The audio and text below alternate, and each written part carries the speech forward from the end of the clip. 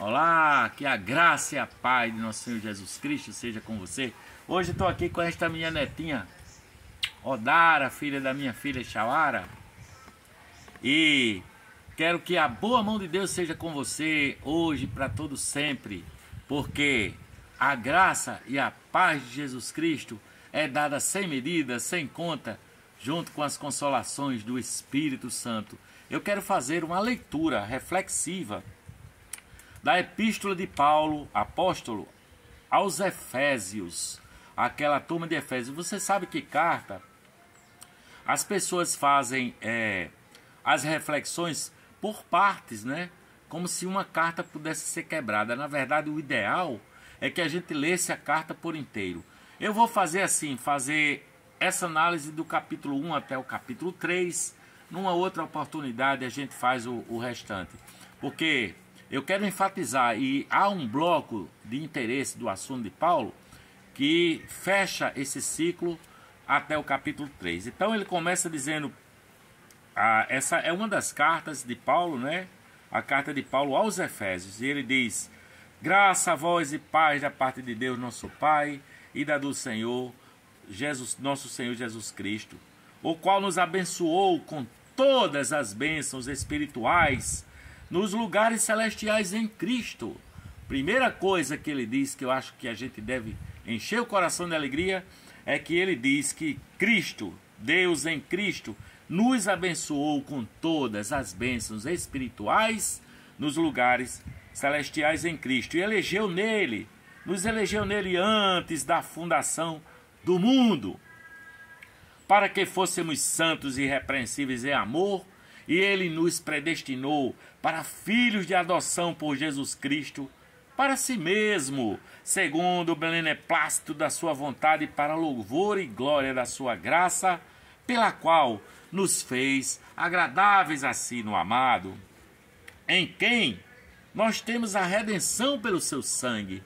É bom lembrar que a redenção, a salvação, só é possível pelo sangue de Jesus, a remissão das ofensas, segundo as riquezas da sua graça que ele tornou abundantemente para conosco em toda sabedoria e prudência, descobrindo-nos o mistério da sua vontade. Frisem essa parte do versículo, o mistério da sua vontade. Que mistério é esse?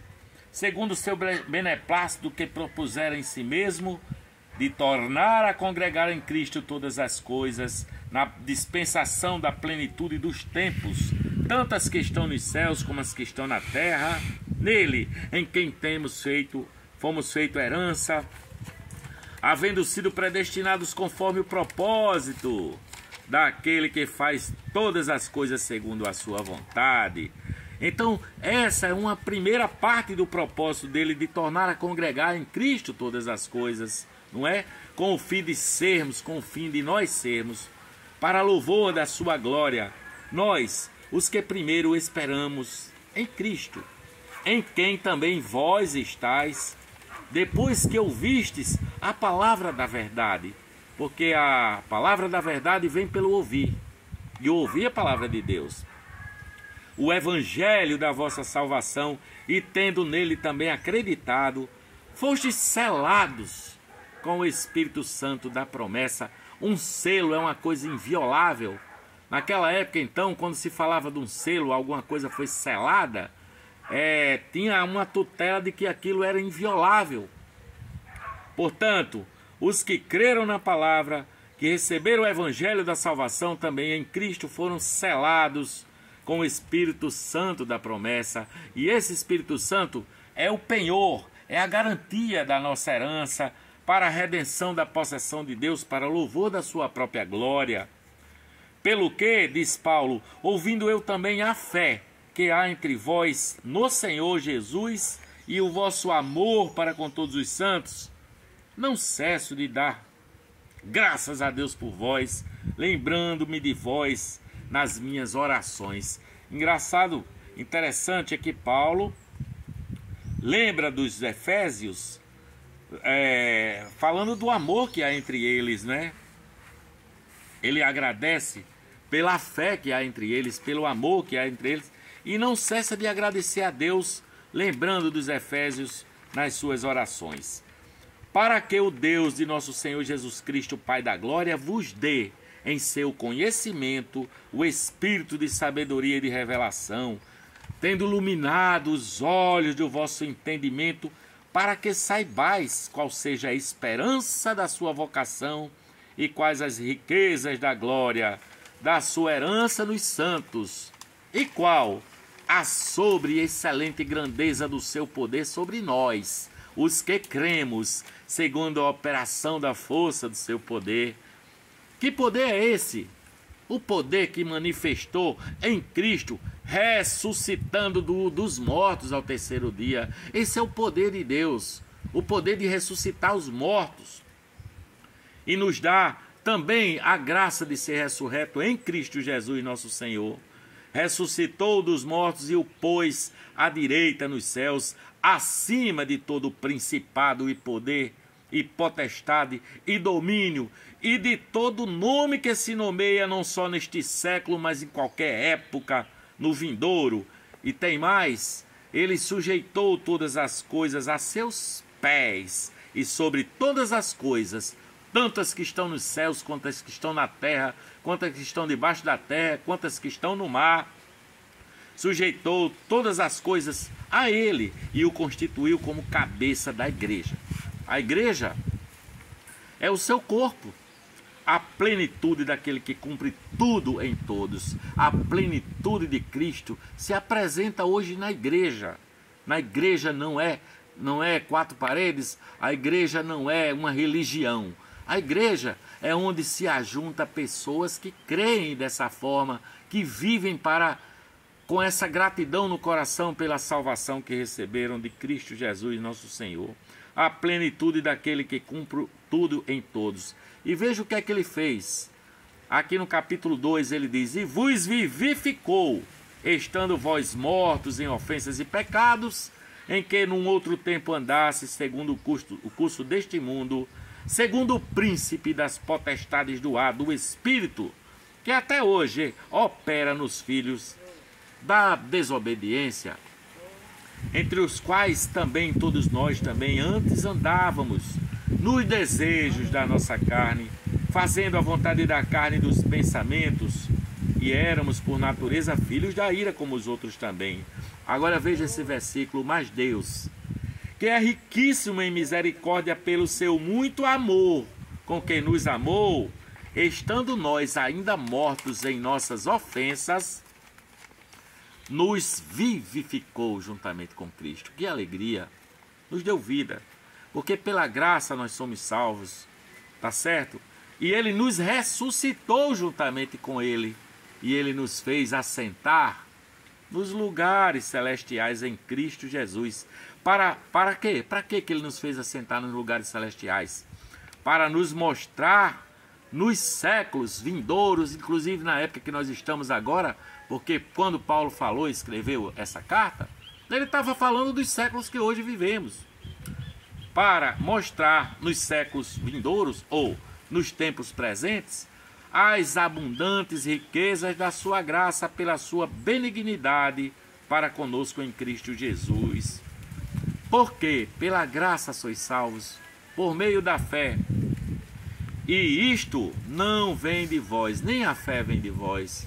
É dom de Deus e não vem por obra nenhuma, para que ninguém, absolutamente ninguém, se glorie em si mesmo. Mas nós somos feitura sua, nós somos criados em Cristo Jesus para as boas obras, as quais Deus preparou para que andássemos nela. Portanto, lembrai-vos de que vós em outro tempo erais gentios na carne, significando que vocês eram incircuncisos, não eram da comunidade de Israel, separados dessa comunidade de Israel, estranhos aos concertos da promessa, não tendo esperança e sem Deus no mundo. Mas agora, nesse momento, em Cristo Jesus, vós que estavam longe, já pelo sangue de Jesus Cristo, de ambos os povos, tanto israelita como judeu, como norte-americano, como japonês, como irlandês, como groenlandense, qualquer um dos povos, ele fez de todos os povos apenas um povo. Derrubou a parede de separação que havia entre eles, derrubou o muro que havia no meio, através da sua carne, desfez a inimizade, a lei dos mandamentos que consistia apenas em ordenanças, para criar em si mesmo, dos dois, um novo homem, uma nova possibilidade, fazendo assim a paz, e pela cruz reconciliou ambos com Deus em um só corpo, matando com ela as inimizades. Com aquela cruz ele acabou com as inimizades. E vindo, ele evangelizou a paz a vocês que estavam longe e aos que estavam perto, porque por meio dele ambos temos acesso ao Pai em um mesmo Espírito. Assim que já não somos estrangeiros nem forasteiros, mas concidadão dos santos e da família de Deus. Sabe o que é isso?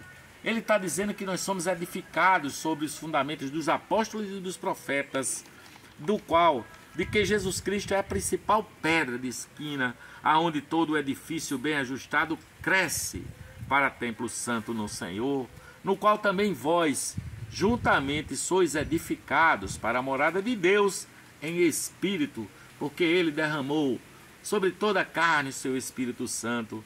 Eu acho interessante que Paulo diz assim, olha: por esta causa, eu, Paulo, sou prisioneiro de Jesus Cristo por vós, os gentios. Se é que vocês ouviram a dispensação da graça de Deus, que para convosco me foi dada, como me foi este mistério manifestado pela revelação. Pela revelação, sabe? Vocês podem compreender a minha compreensão do mistério de Cristo. Ele fala de um mistério que agora tem sido revelado pelo Espírito Santo aos seus santos apóstolos e profetas, de que Cristo é a principal pedra de esquina, né? Ele fala que nós somos edificados para a morada de Deus no Espírito Santo. Os gentios são co-herdeiros e de um mesmo corpo. Aí ele fala que a ele, que era o menor dos santos, dos apóstolos, foi dada a graça de anunciar entre os gentios por meio do Evangelho as riquezas incompreensíveis de Cristo e demonstrar a todos qual seja a dispensação do mistério. Olha aí o mistério de novo.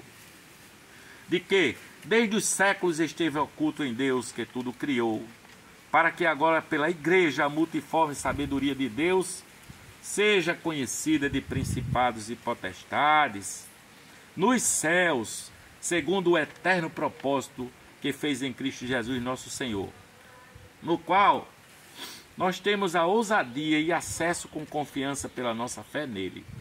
Agora, Paulo faz a oração mais profunda e bela registrada no Evangelho. Ele diz: por causa disso me ponho de joelhos, me ponho em oração perante o Pai de nosso Senhor Jesus Cristo, do qual toda a família nos céus e na terra toma o nome, para que segundo as riquezas da sua glória vos conceda que sejais corroborados com poder pelo seu Espírito no homem interior, na mais intimidade da sua alma. Para que Cristo, olha o mistério é esse, para que Cristo habite pela fé no vosso coração, a fim de que, estando arraigados e fundados em amor, poderdes compreender com todos os santos qual seja a largura, a altura, o comprimento e a profundidade, e conhecer o amor de Cristo que excede todo o entendimento, para que sejais cheios de toda a plenitude de Deus. Cheios de toda a plenitude de Deus. É o que Paulo está dizendo. Não dá nem para a gente imaginar isso, porque nós somos uns pequeninos, uns vermezinhos, e Deus é Deus, o Criador de todas as coisas. Mas ele fala nesse mistério, que é possível ser cheio de toda a plenitude de Deus. E aí eu faço minhas palavras de Paulo, quando ele, pelo que ele ora àquele que é poderoso para fazer tudo muito mais abundantemente, infinitamente mais abundantemente, além daquilo que pedimos ou pensamos, segundo o seu poder que em nós opera. A esse, glória na igreja por Jesus Cristo, em todas as gerações, para todos sempre. Amém. Eu espero que esta palavra tenha chegado ao seu coração com consolação e com revelação do Espírito Santo. Eu daqui vou dizendo amém. Cara,